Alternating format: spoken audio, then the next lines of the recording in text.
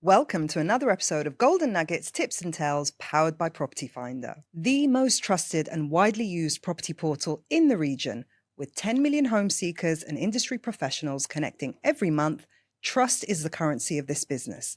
And behind the 700,000 listings on the platform, there's 700,000 tales of how someone earned that trust.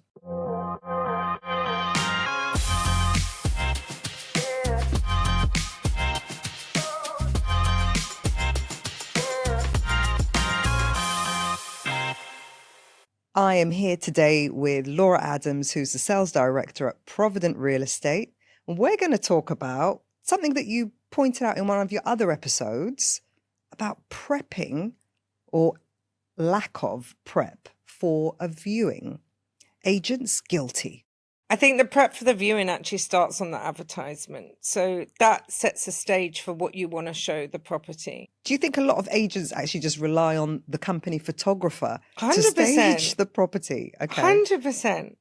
But I try and push my agents as much as possible, again, for access and ease, because our photographers are back to back. They don't want to be fighting with security guards, but you should always go to your photography. Your photography is basically your selling point. Why are you going to waste so much time getting a contract day done, getting a rapport with the seller, to then just go and present the property badly? Because I swear, nowadays, the landlords are looking online saying, why isn't my unit premiumed? Why does it look like that? Why is that photo not there? They've So got you're not expectations. Exactly. But then that rolls on to the viewing. So then if you've showed these absolute glorious, elegant photos, and then you go and take the client round there and just small things like there's a gecko in the bath. I've had that a few times. Oh, but we can't expect the agent to deal with the gecko. Oh, I have before. Okay. I've had mop and buckets out before. But if you're showing this elegant property online and then you go and walk into it and, simple things like the toilet seat's up, the curtains are closed, the best view is on the living room, and yet you spend all your time in the master bedroom where there's no view and you're having your conversations there. The age-old trick, if any client's got of questions, you face them towards the best element of the property and the view. You find where that is in your pre-viewing. And that's where you do your closing. That's where you do your closing. All right, so let's take a step back into first impressions of the property. So from the outside, what do you need to make sure? So personally, my style, I'll just walk you through my style. So I used to do a lot of villas on the Palm years ago when they first handed over. So I would give all the info on the doorstep. Obviously not in August, but as much as I could, I'd say, right, the plot size is X, Y, and Z, the built up area, it's number of bedrooms, this is the owner, this is why they're selling or whatever. I'll give them as much information as they needed.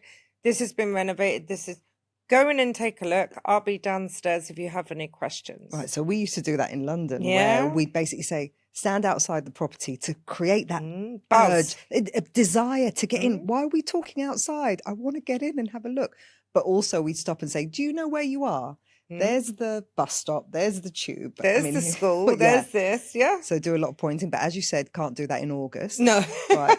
And then you kick back by the sounds of things. Oh, yeah. You don't always follow them around. I can't stand someone following me around the shops. Of course, they're going to call down and ask you questions or whatever, but let them talk. Let them go and experience it and see it. And then if there is any key elements of the property, make sure that you've highlighted them and save them for last so that every viewing leaves on a high. If there's any alterations that they can do, make sure you've already done your research, because that's a big thing right now is renovations. Make sure you're not over-promising, under-delivering. It is what it is. You have to buy, then you get the NOC. I can't tell you whether you're going to get approvals, yes or no. But make sure that you've got enough facts and then you leave them with something. So I usually print off the details. I put it in a folder with a pen, make sure there's enough white space on the piece of paper for them to write their notes for the next viewing. And then walking around with my brochure at the next viewing. And your brochure's on the coffee table and my that brochure's evening. on the coffee table. And we used to always do our business cards white so they could write the doctor's number and put it on the fridge for 3 years later when they wanted to sell. But it's just doing the smallest, finest touch to prove to the buyer that you care about their investment, but also show the seller that you are doing the best to get them the most money. What about those agents that think their role is to say, here's the kitchen, here's the bathroom, here's the fridge?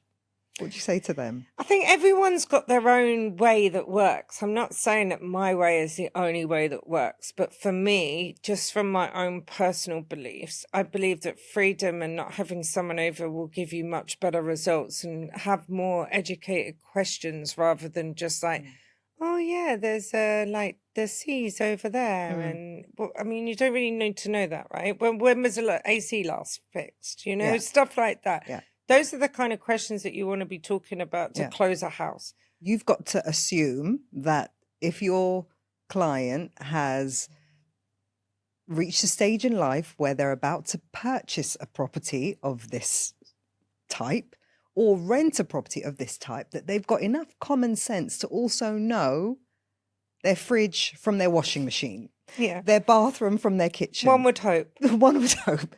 But that's not the job. No. That is not what a viewing is supposed to be about, pointing out the obvious. No. As you mentioned, point out what's not obvious. Yeah.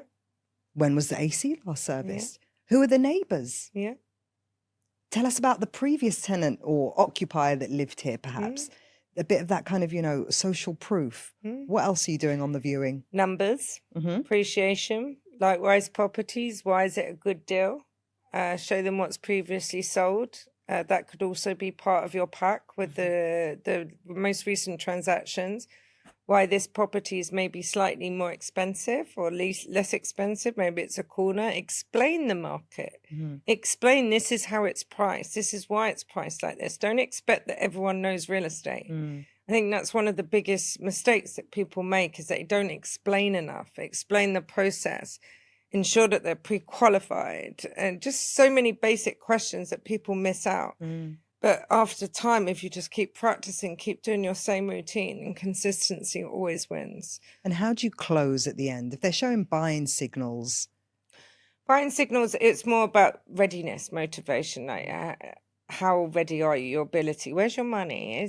Have you transferred the deposit here? How's it going with your bank? Did you get pre-approval? Do you need help with finding a good banker or a broker or whatever? What is your time scale? Well, if it is in 8 weeks, this is how long a mortgage is taking right now. By the time the pre-approval is done, the FOL, you're looking at a good 8 weeks, sometimes maybe 9-10 weeks. So if you need to be out of your rental property, you really need to make a decision today for us to get all the paperwork in order. Conveniently today. Conveniently. And what were your classic closing lines? I used to say, I'm always brutally honest. Like, I'm just like, look, I'm really sorry, but this is your budget margin right now. It doesn't mean that you're not going to get where you want to be, but this is what you've got right now. I'm just very honest with people without being rude. Like, I'm never going to tell, like, yeah, we can all work towards our aspirations and our dreams, but right now, this is your reality. But yeah, always data, just data. Data is king. Show them what the comparison market is. Show them what they're getting for their money. And show them what potentially they will make in 3 to 5 years. And whatever you do, I'd say my advice to agents is if they clearly don't like it, don't try and push it. Just leave.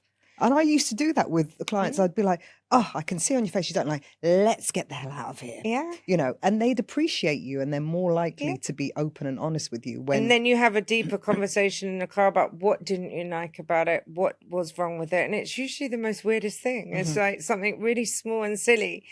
Oh, look, also vision. People walk into a blank canvas like white walls, white whatever, and they'll be like, oh, it's a bit bland. Or, oh, my house in America had much bigger bedrooms. My bed won't fit in here. My sofa. You're getting a lot of Americans now. Oh, yeah. They've really come up. There's a lot of Americans looking to relocate right now. Swiss, Monaco, loads of new cities and countries popping up on our revenue right now. Yeah, they made up highest nationality or web traffic on Property Finder, yeah, and the first time ever. 4% of the market or something in April. It was just insane. Out of 10 million people, that's insane numbers. But yeah, we're noticing now even in the resale market, Brits are buying ready properties, but being residents in England, which was only ever off-plan primary. Yeah. So, but also it's the way you show, going back to viewing, the way that I used to make sure that that nasty one that maybe was in their budget, but you know that they could push up a little bit to get the one that they really wanted, but they were adamant on their budget.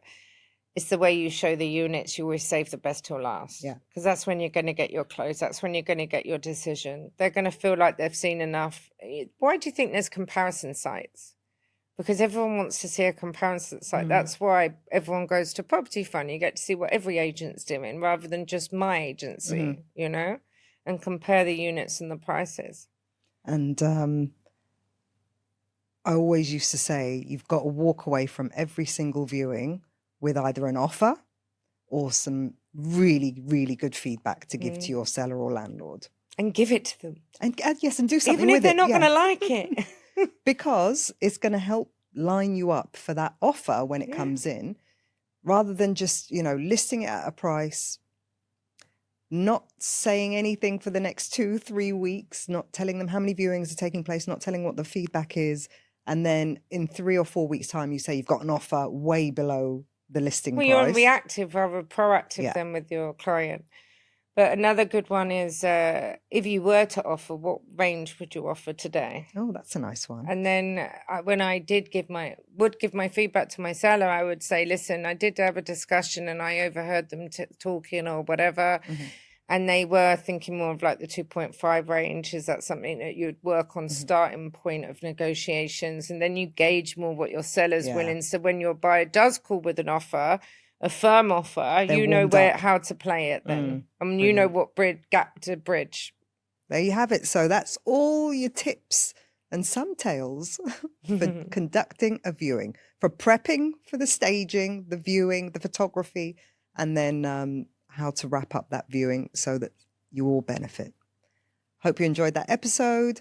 Why not catch Laura's other episodes? And while you're at it, just binge the whole season.